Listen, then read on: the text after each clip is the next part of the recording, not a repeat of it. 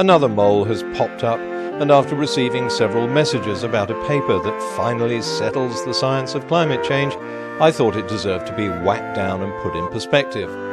The latest urban myth to do the rounds of the internet is based on a paper by researchers from CERN, the European Particle Accelerator. Now, I could read the paper they wrote, but why bother going through all that sciencey stuff when 1,000 internet bloggers don't need to read the paper in order to tell you everything it says? And yet, it is very distressing. To see that most of the American people actually believe in global warming. Now, if this were true, the question on everybody's mind would be, what would happen to the rich people? Make it up on this rock without falling in Williams Creek, which actually has some water. We have made it to an absolutely gorgeous, heading up towards 80-degree, beautiful sunny day here in the drought-plagued wasteland of South Austin, Texas. January 23rd, guys. I'm out here in my bare feet and my beach pants and my Hawaiian shirt here in January.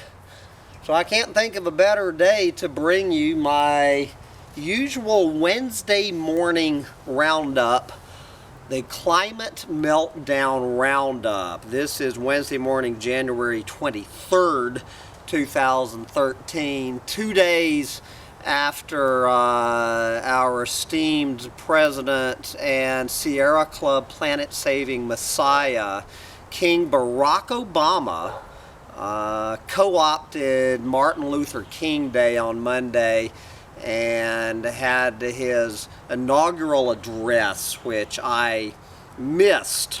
Barack Obama and climate change on Friday. I will put a link to it here. It's called something like 4 More Years of Dancing to the Puppet Strings of Big Oil. So if you're not one of the 7 or 8 people on planet Earth who tuned into that rant, I'll put the link on.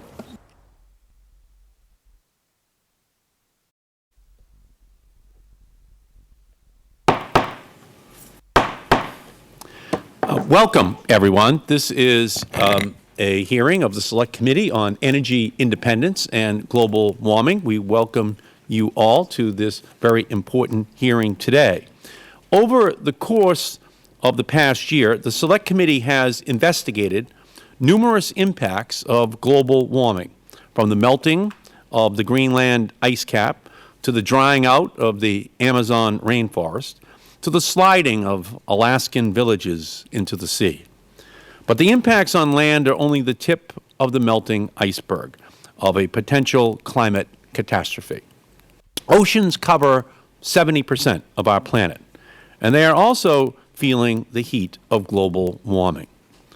Throughout Earth's history, the ocean and the atmosphere have worked together to regulate the climate.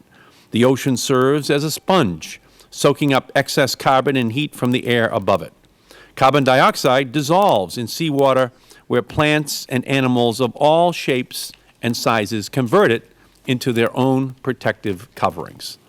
Although many of these creatures are too small to see with the naked eye, the result of their work can be monumental, as witnessed by the white cliffs of Dover and the ancient reefs that are now the mountains of West Texas. But the burning of fossil fuels has released increasing amounts of ancient carbon back into the atmosphere, and the oceans are overworked. During the past 40 years, the ocean has absorbed 90% of the estimated increase in the Earth's heat content from human activities.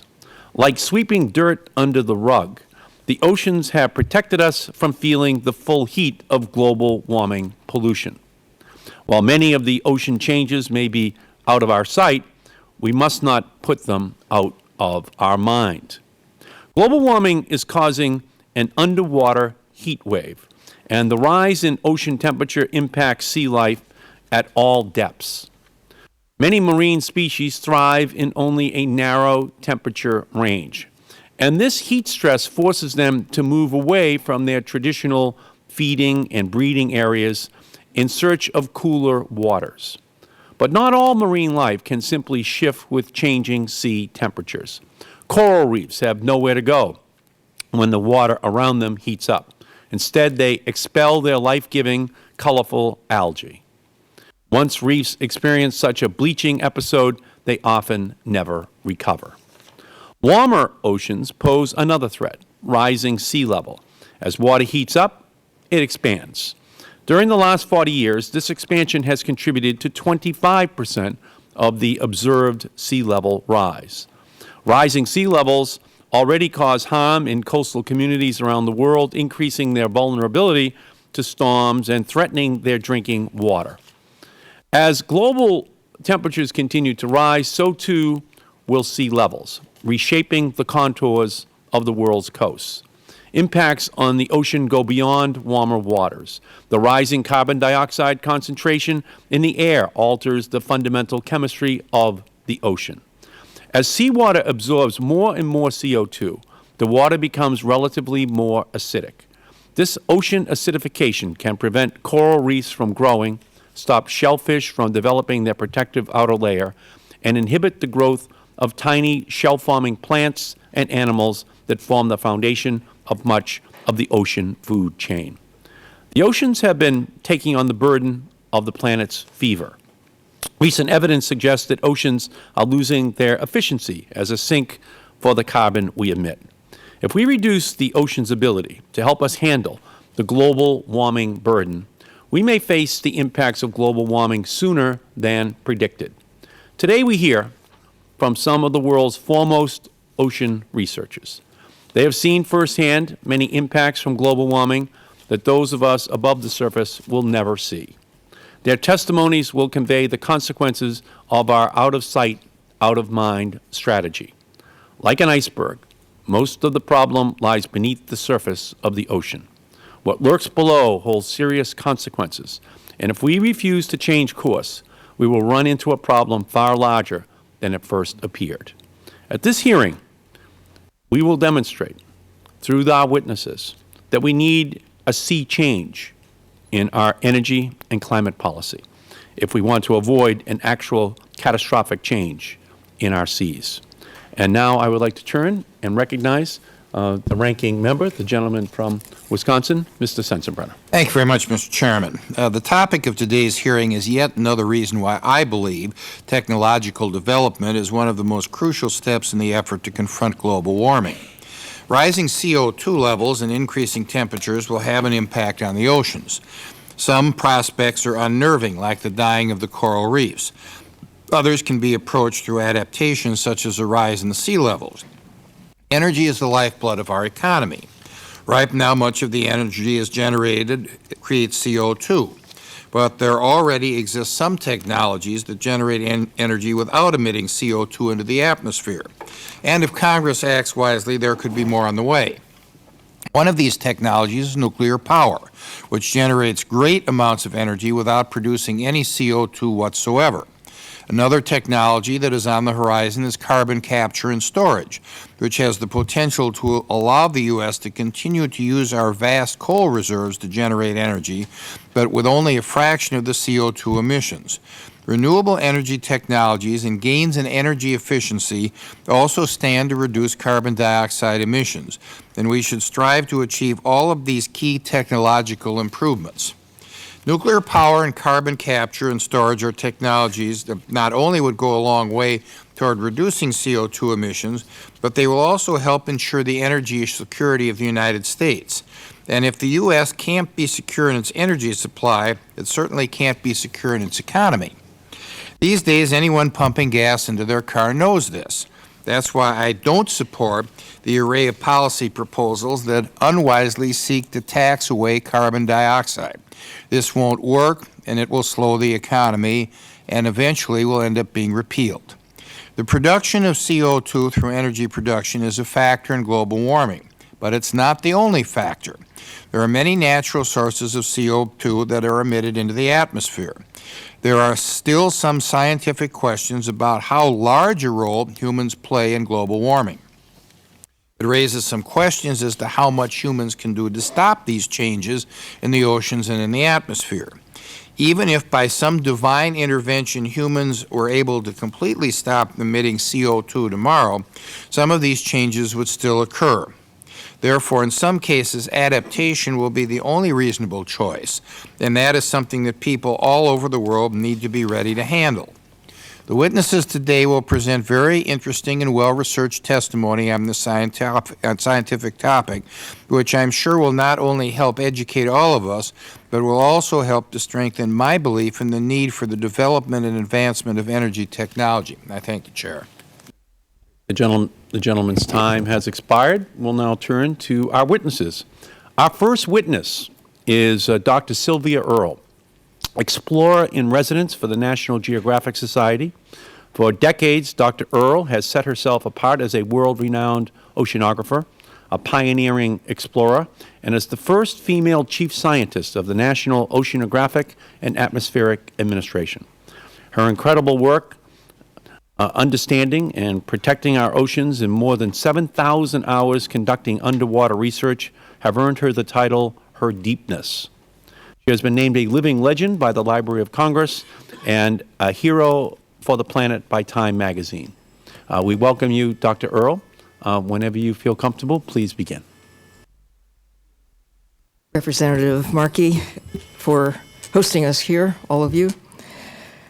We were asked, those of us who've been invited to comment, to address several questions, and let me start with that.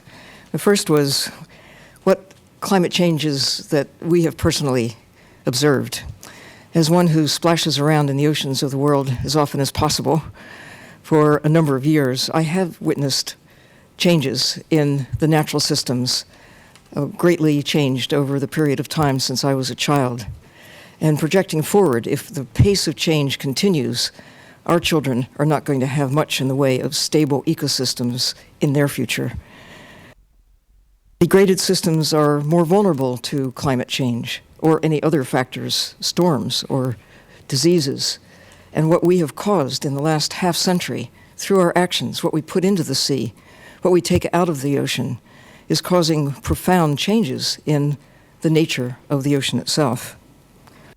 What are some of the initiatives we can take to conserve the oceans and work toward their long-term health? Well, look at what we're doing, what we put into the ocean, and what we're taking out of the sea, both in excess and both causing the destabilization of these natural systems that, if you really pull back and think about it, this is our life support system. The ocean governs climate and weather, churns out most of the oxygen in the atmosphere, governs the chemistry of the planet. It's the great thermoregulator for the Earth. I gave a talk recently at the World Bank, and I chose as my opening image to make my points, an image that all of us have now taken for granted, owing to the observations of astronauts, that is Earth from space, the blue Earth. And I said, there it is, the World Bank. That's it. Those are the assets. That is the source of all that we hold near and dear, our economy, our health, our security, actually the substance of life itself. As to what we might be able to do about the situation, first, I think the greatest concern about climate change is that many people aren't taking it seriously, and many others aren't taking it seriously enough. To deal with a problem, you first have to recognize that you've got one. And generally speaking, people are not acting or reacting as if we've got a serious problem. Well, we do. Most worrisome, perhaps, is the accelerated warming trend caused by greenhouse gases, and you, Representative Markey, have articulated most of what I would have otherwise said and done it very well, putting on the balance sheet the issues that we now face, including the acidification of the ocean, and the warming, the consequences of this warming trend with sea level rise. But what can we do about it as a nation?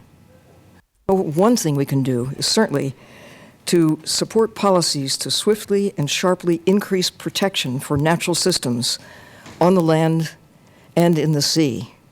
They are important for stabilizing the destructive trends that we are seeing. And of course, we should also start at the source of those destructive trends and modify our behavior. Certainly the upstream issues are important.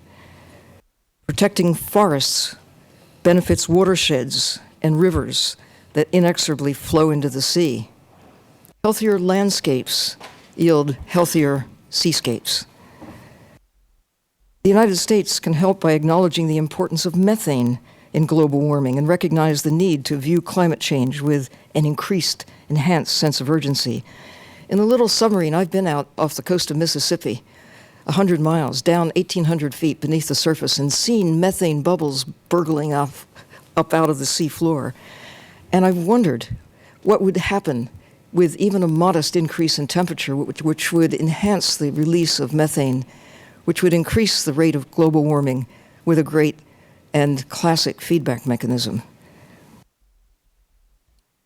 Sadly, while the ocean provides the foundation for all of the planet's systems that I've already articulated, driving climate and weather, and taking up and holding carbon dioxide from the atmosphere, shaping global chemistry, and providing home for most of life on Earth, the ocean nonetheless is being ignored by most of those who've been working on climate change issues, of all things.